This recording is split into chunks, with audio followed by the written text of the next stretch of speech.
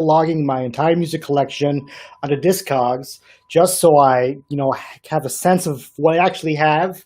And in the event something ever happens, I have, some documentation in the event of a fire. I don't know. It's been fun for me, and I've had a lot of reflections on albums, and I figured instead of bugging myself, I would bug everyone on the internet. So I'm going to go through shelf number 3. It's 49 albums from Billy Talent to Coheed and Cambria. So we're going to go through this quick and get done with this in time for the space launch. If you've been watching that all day, I certainly have. It's on in the back right now. Very cool stuff. So let's get started. We left off yesterday with Billy Talent 2, but the version that I have has a bonus disc as well, which is pretty cool, with 2 extra tracks, Beach Balls and When I Was a Little Girl. And as far as I know, these were from back when Billy Talent was known as Pez. And they put out a release as Pez that I still have yet to get my hands on. But this is cool to have. Obviously, no barcode on this, no way to scan it. So I will try to log this manually later on today. Leave that guy out.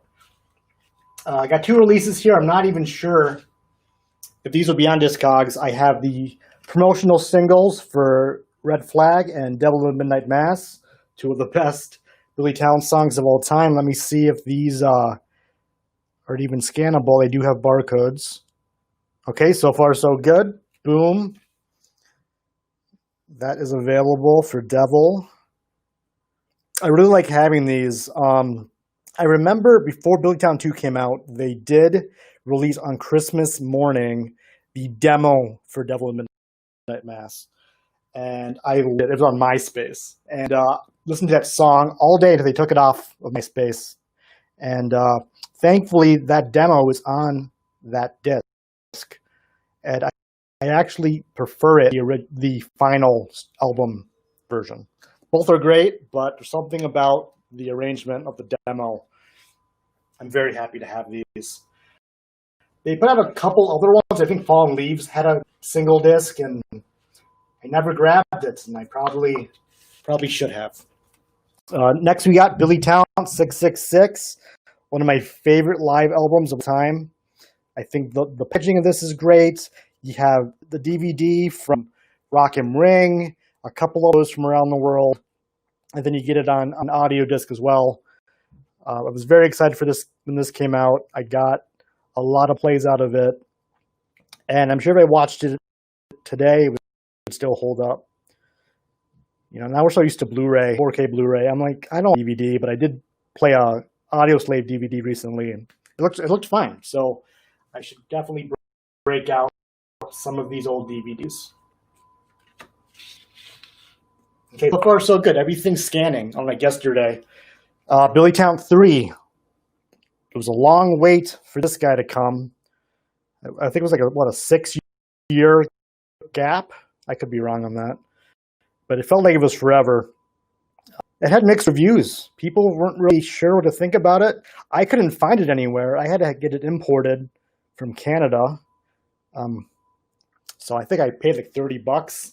I had my local record store import it. But I enjoyed quite a bit. That's the end of the numbered Billy Talents. Then we got into Dead Silence. I really like this one a lot. I think it's underrated.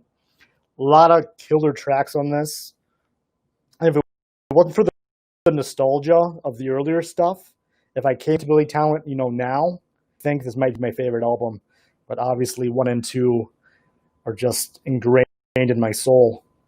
But I'm really happy to have that. I love the album art.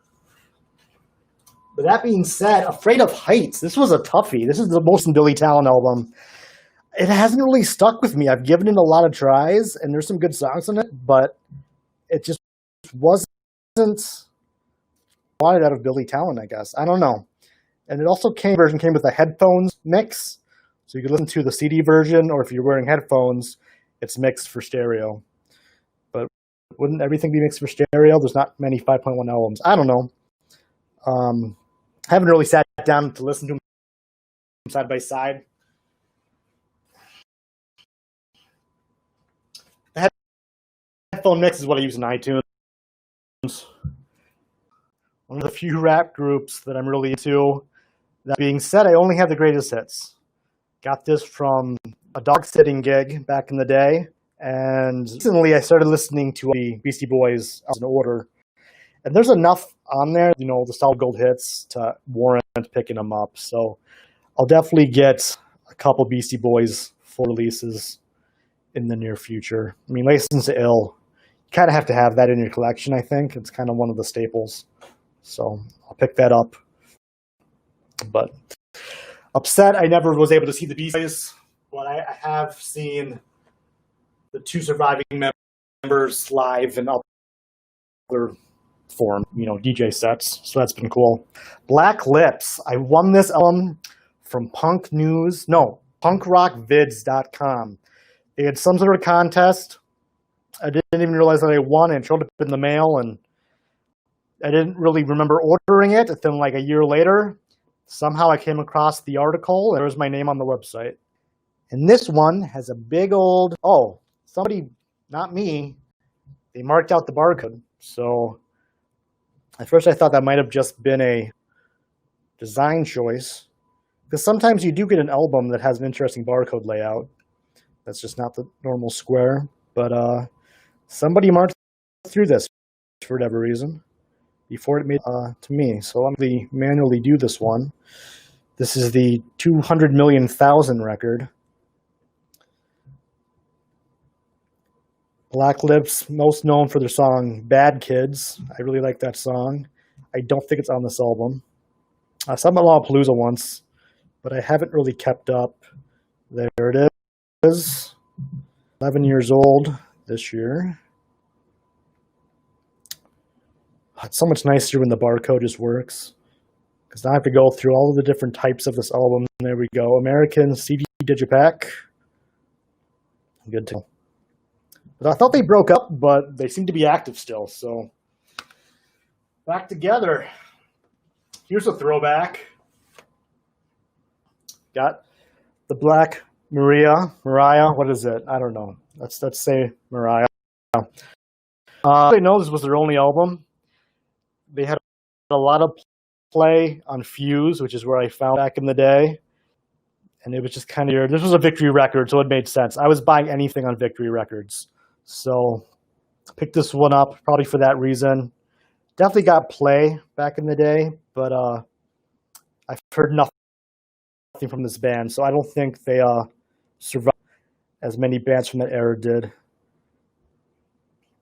But still, it's a nice little find. If I throw it on, I'm sure I would have some memories. Blink 182. I don't have any of the early stuff. Really not my jam. Not the biggest Blink fan. I got more into them currently because of Matt Skiba, and I like Alkaline Trio a lot. But I did hunt down a second edition Enema of the State. So if you are familiar with the release of this record, originally, and it's not barcoding, but I'll bring it up here. Originally, the B in Blink was uppercase. Blink-182 said, no, our band name is lowercase. So if you have an uppercase B with the red cross symbol, it's a first edition. It's worth a pretty penny. I had the second edition, lowercase b with the red cross. Eventually, the red cross got pretty upset. They were being used without permission. And this is a very sexy, artwork. So nowadays, if you find it, it's going to be lowercase b, blank hat. So I don't know. If you got this album, lit up and see what version you have. But I did have to hunt this guy down on eBay a few years ago. But as far as finding that first edition, it has not popped up in any saved searches. I don't think there was too many. I think I recalled pretty quick. So, again, you could be sitting on some money if you have it. And looking at Discogs here, there's a gazillion different versions of this. So, but originally released in 1999. There we go, CD second version. Bam. So,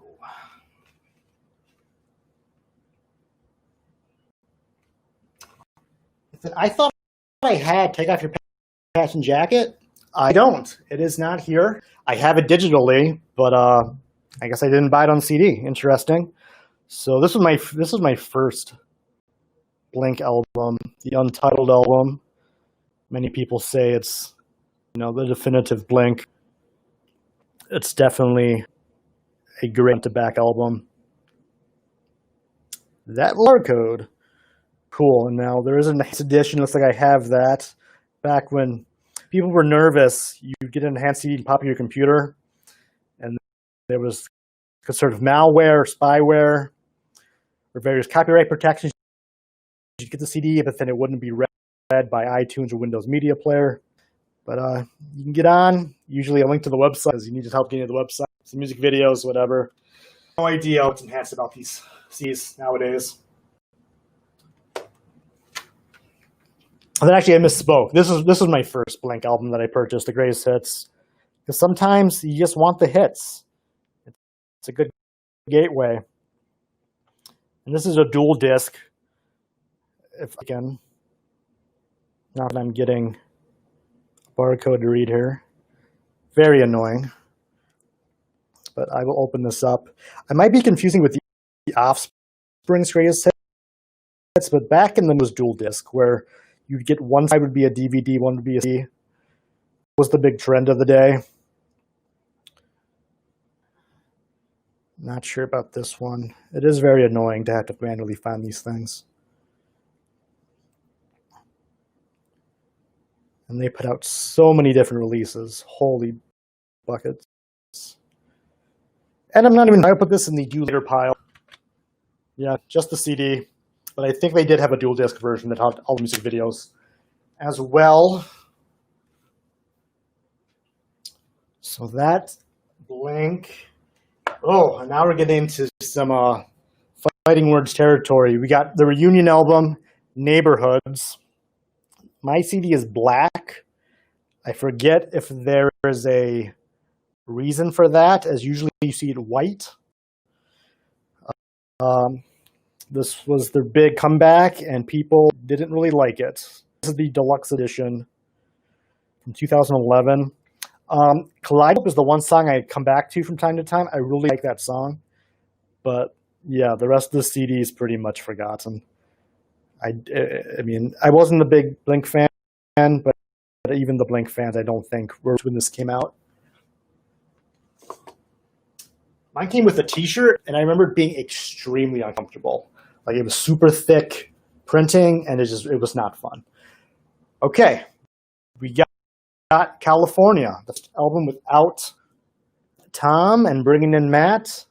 I really loved this album. I know maybe some diehard Blink fans were didn't know what to think. I listened to the crap out of this when it came out in 2016.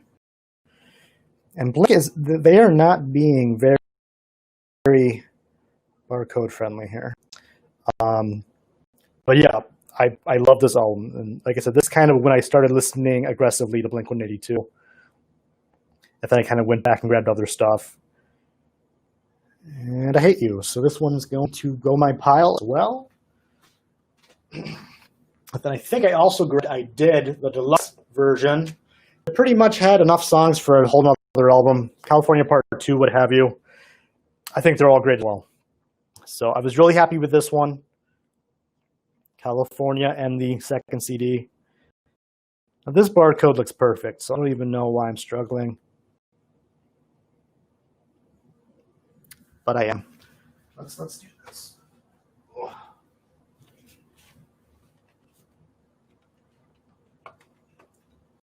Just keep those guys out.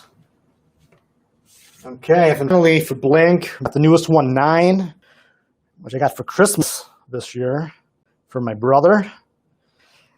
Not my favorite. I kind of wanted more California, and I think they heard the fans saying they didn't want that, and this was too poppy. There's a song, Black Rain's really cool. Dark Side, Heaven. Wasn't really feeling it. Haven't had a lot of plays out of it. But that's just me. But what's interesting, well, it's not interesting. Maybe it is. It's called Nine. It's an album, but like within like a 1.5 year period, all these albums came out called Nine. This is the day Nine. Blink-182 There was a country artist, Nine. I don't know why that was such like a big idea to just on a ninth one, call it that. I'm not really into it. That's Blink. Oh, here's a good old favorite. Okay, we got Blood Brothers. First two albums, I've never seen them in the wild, but I got off in various ways. So this is Burn, Piano Island Burn. I really just went back through their entire collection and listened to everything back to back. Had a blast. Definitely not a band that if I found them, I'd be into. But when I found these guys when I was like 14, I just thought it was the coolest stuff. It was definitely kind of my gateway to like screamo and noise rock. I love this stuff. Really upset that I didn't go union shows. They only played like 2 or 3. Brooklyn, Texas. But I wish I would have made the trip. So hopefully they do another round of reunion stuff. Rare EP, the Love Ride with Today's Car Wreck EP, which features some tracks that were leaked before the album came out. Not very good, but it's still kind of a cool piece of history. Found this at my local independent record store, Toontown, back in the day. Picked it up. Apparently it's worth $5 according to Discogs. So there you go. And then I do have a very rare in my collection, just a burned CD copy of Crimes. I bought it off of eMusic, if you remember that now defunct service. Used to get a bunch of stuff I couldn't find down, you know. You'd only get so much pre-Amazon being, you know, the behemoth. So I got my burned copy. I know they re-released these like in 2009, so I'll probably get a physical re-release. I do love Crimes a lot. But until then, my little burned CD reminds me of where I've come from and how far I've come. Then finally, their last one, Young Machetes, probably their best album. I love how it ends, Giant Swan. So perfect swan song, if you will, to go out on. I was already back in 2006. That's crazy. But yeah, love Blood Brothers. I hope they do some more shows. I'll go anywhere to see Blood Brothers at least once. All right, brand new. This is a hot topic nowadays. Obviously, they got into some hot water with Jesse Lacey's misconduct, and their final tours kind of became a, well, we're done anyway type thing, whether they wanted to or not. I never owned Your Favorite Weapon. I waited for the 10-year reissue, which I'm holding here. Obviously, the original pressing of the vinyl is crazy expensive. So kind of a, you know, bucket list type thing. But I don't like that album as much as others do. I'll put it on, but obviously the middle two are my jams. You know, my favorite album arts of all time right here. Deja Entendu. Super cool. It's very appropriate for today. We're going to space in less than 2 hours. So, yeah.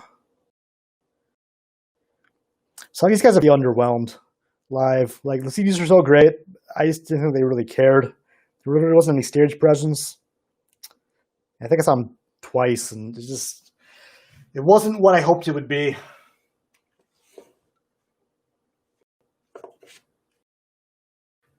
Ooh, here's a good one. Up on the wall over here, too. Devil and God Are Raging Inside Me. One of my all-time favorite albums of the 2010s.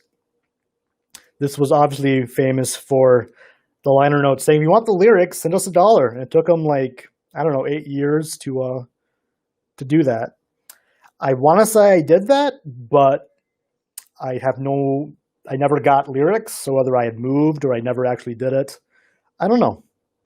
But still kind of funny that they asked for $1 instead of just printing them, and then took them so long to actually do it. But love this album to death.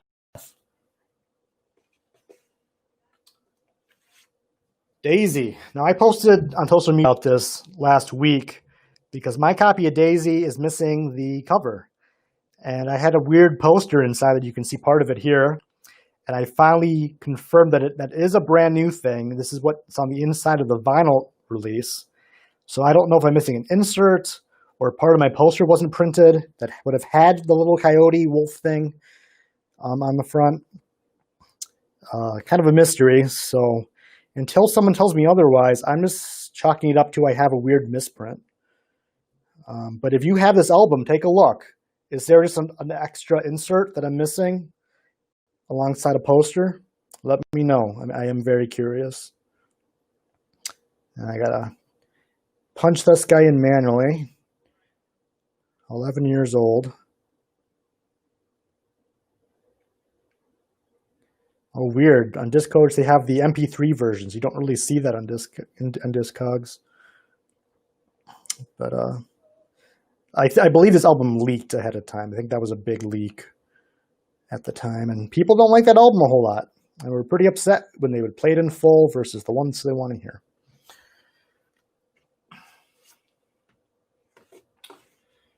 And then last one, science fiction.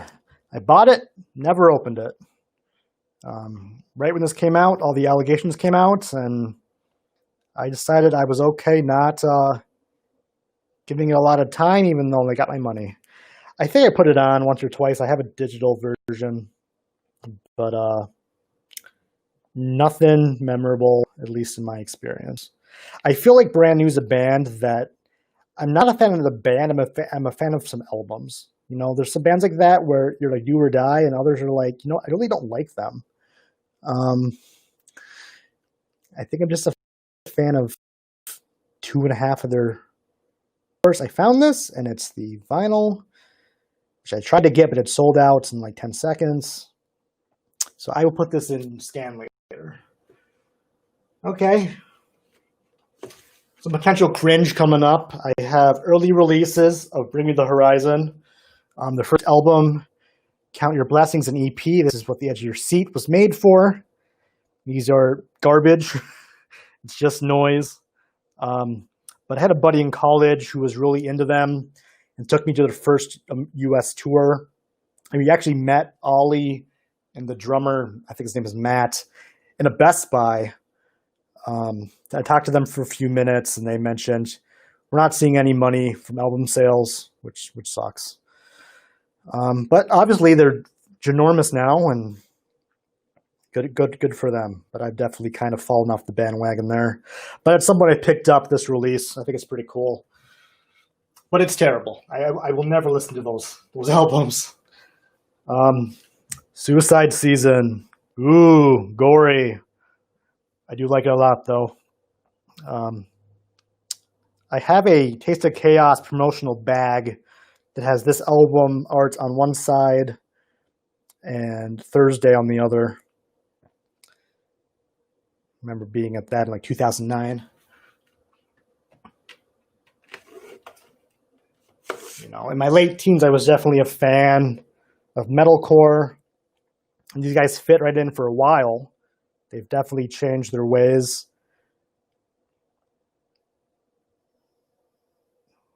Another one not wanting to scan. This one, love the album artwork. I bought this with a t-shirt. It was like a t-shirt edition. I've done that a couple of times, not on purpose. Usually it's like it's the only copy available. Let's see if this one works. This is kind of when they started to change, and I just decided, you know what, it's not for me. It's not for me anymore. Okay, special edition or limited edition. I have no idea what I have, so I will look into that one. But I did dip in one more time. I did get this. That's The Spirit. It was so different. I heard it on Spotify. I was like, okay, you know what? This is kind of interesting. If I think about it as a different band, I like it. But then what they did the last time, no, I am not about that whatsoever. And it's pretty confusing for new fans that hear those new songs. It's very, you know, like techno and dance driven. And they go to a show and then they get all these super heavy songs. I feel like it's going to upset people regardless. You get the old fans that want to mosh, and you get these new fans that don't realize what they've put out before. It's a weird change. It's very strange. Big throwbacks. Britney Spears bought these release week as a preteen because before I found punk with some 41, I was all about the pop. I still got my original Britney Spears enhanced CD. Still know all the songs. No shame. So.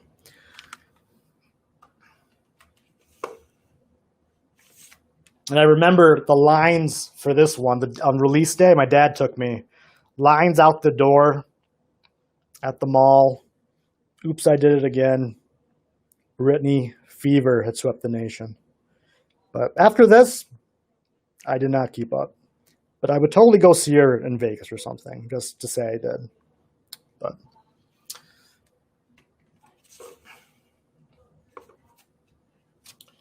so I have a huge love for the Distillers, and I'm super happy they've been back together and kicking ass. I did pick up Brody's solo album. It's pretty good, a little different, but still rock oriented. So probably should throw this on. It's been a few years, but it was featured in the Life is Strange soundtrack. I forget for which version of that game, but I thought that was pretty cool to hear that pop up. So full disclosure, I did grab all of my old childhood CDs from my parents' house like last summer. So all this stuff's like, why do you have this? It's what I loved as a kid. So Disney Channel throwback. If you remember the movie Smart House, these guys were on the video wall at one point. I got Bewitched. I want to say they're Australian. Maybe they're British. I think they're Australian. Totally was into my girl bands of the 90s. Can't remember anything else about them other than being in Smart House. And I think one of their songs was in the Dead or Alive volleyball games. But I don't know. If I threw it on, I would remember these songs, I'm sure. Good happy music. Another band I wish would have gotten some more headway. We got a Change of Pace. You know, one of those, screamo bands from the early 2000s. Boom. Got a big old FBI copyright piracy warning on the back of this guy. I never saw him live, but there was some good stuff in here. Not for You Can't Refuse. I thought this was really cool. So because of that, I doubled down. Got an autographed version of their follow-up, Prepare the Masses, which is pretty cool. You can see there, autographs. Oh, this is going to be worth a fortune. And then nothing happened with them. So probably not, but it's still kind of cool. I think they came back in some form later. I think just like the singer did. I didn't really follow it, but these are two solid releases. Immortal Records, classic 2000s, scream.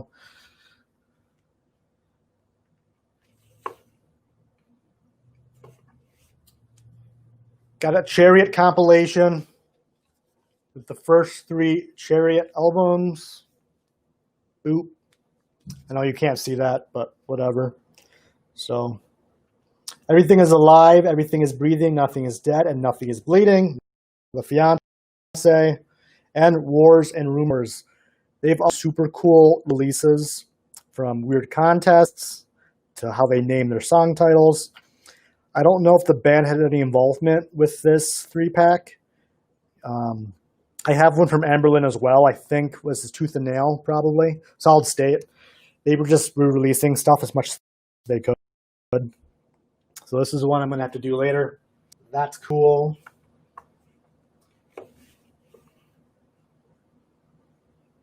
I had some more Chariot albums, but I guess they're digital only. So, but their final tours were absolutely incredible. Here's a cool one. I don't know if it'll show up on camera. Childish Gambino, Because the Internet. Very cool case. There's no barcode on this. It's a weird, oh, look at that. It opens up like very unnormal. I don't want the CD to fall out. But like that's unique. But I will have to get that one figured out. I did go to his farewell tour in his hometown. That was very interesting, but it was a good time. So shout out to Lauren. She flew in for that. More early 2000 throwbacks. We got some Chiodos. This is the reissue with bonus tracks and DVD. All's Well That Ends Well. I don't think it has aged well whatsoever, so not a good album title in my opinion. It's pretty cringy, but who wasn't in love with Craig Owens back in the day, or even now? Actually, there's a sheriff in my county whose name's Craig Owens. He's running for re-election, so I think it's funny. I laugh anytime I see that song. Bone Pounds Ballet. This is definitely an improvement over the other album. I like this one a lot. I remember picking this one up in high school. I bought it for a friend and met her in the parking lot. Boom. Finally, something scanned. It's been a little bit since I've had one scanned. I like this one a lot still. I never saw them on their original run or the reunion. I attempted to. Didn't work out. I'm okay. I'm okay with that. I wasn't the biggest fan. Obviously, here's the album with a different singer. I forget who the singer was. This one really didn't get much love from me. Or my barcode scanner. But we're nearing the end. I know people got rockets to do.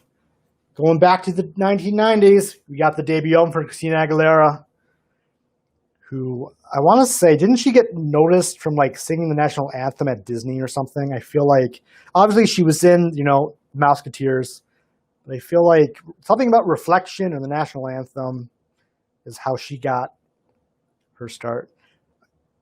And no barcode again. It's a perfect barcode, and the phone does not care. But, it's like a genie in the bottle. You got to rub it the right way. I apologize. Okay, 2 more bands, and we are done for today. Some of my favorite artwork again. We got albums from Sick to Survive. I don't have a physical of their debut for some reason, but I think I have the rest. So we got I'm Letting Go, an album that did not click with me originally. It took a few years, but now I like it. So very beautiful one. Actually, let me show you this real quick. Very weird CD insert for this guy.